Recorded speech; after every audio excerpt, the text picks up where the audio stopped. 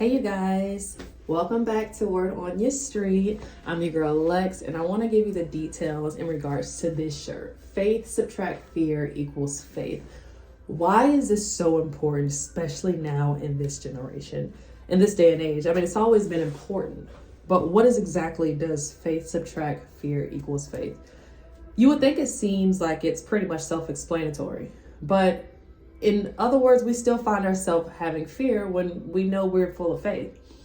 The reason why this shirt is so important is because it's almost like words of affirmation when you read it.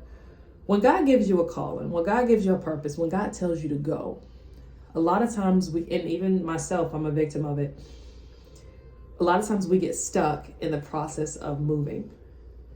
When that happens, fear comes into place because we're like, either it's come from impatience. Lord, why am I here? We start asking questions. What is this? Why am I not moving at the pace I'm supposed to move? Why am I not getting the feedback or the response that I thought I was going to have? And a lot of times when those whys start coming in, so does the worries. My reason for this shirt is to remind you to continue to seek God when it comes to direction.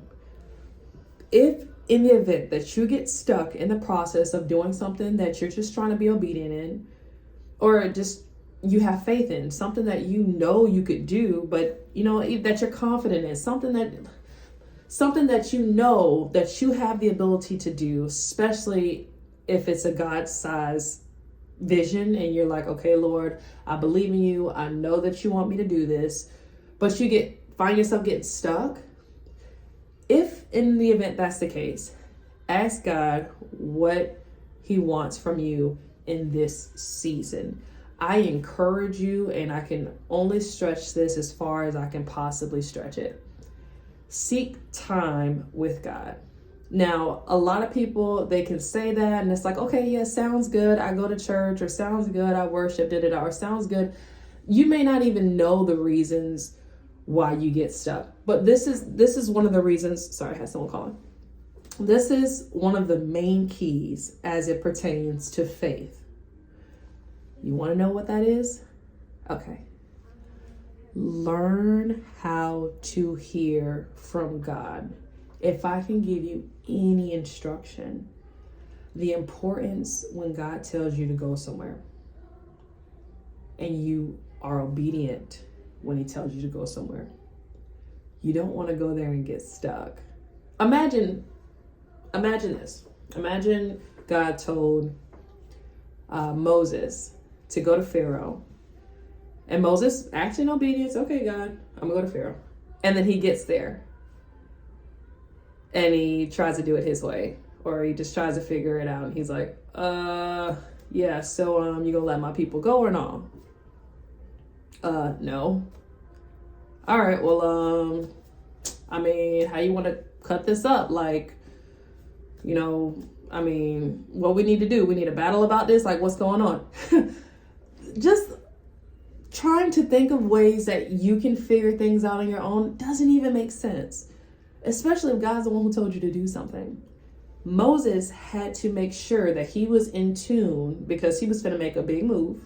He had to make sure he was in tune with what God told him to do. And in order to stay in tune with him, you know how they say, give us this day our daily bread.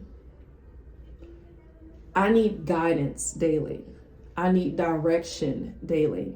I need you to continue to speak to me daily. And in order for him to do that, you have to make yourself available daily to hear from God, to be able to receive from him, to chew on his word. And honestly, if you have a hard time doing that, be intentional. If that's waking up early in the morning, if that's staying late at night, find a corner, find a place that is your specific designated area to hear from him. And don't move until you hear from him. And one of the biggest things, I'm gonna let you go. One of the biggest things that I was able to hear from my father when he used to speak wisdom into me, he said, and this is the biggest thing I can take away from him. He says, Lex, when God speaks to you, he's not going to speak to you like, Alexia, I am God, your father. You know, it sounds crazy, but he's not going to speak to you like that. He's going to speak to you in here. You're going to get flooded with ideas. You're going to be flooded with thoughts in your head. It's going to make it seem like you're speaking to yourself. But ultimately, it's in that quiet time where you're able to meet him. It's in that quiet space. So I need you to be intentional, even if it's in your shower, in a chair in the corner. Get somewhere, stay still, and speak to your Father.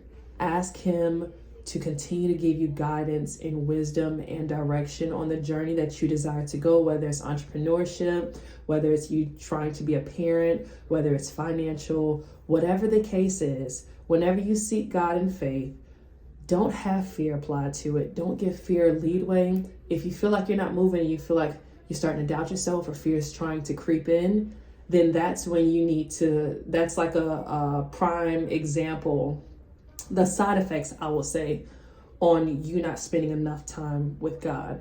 Because if you have enough time with God, that fear won't have any place because you remember what God said. And always remember the last thing that he told you to do.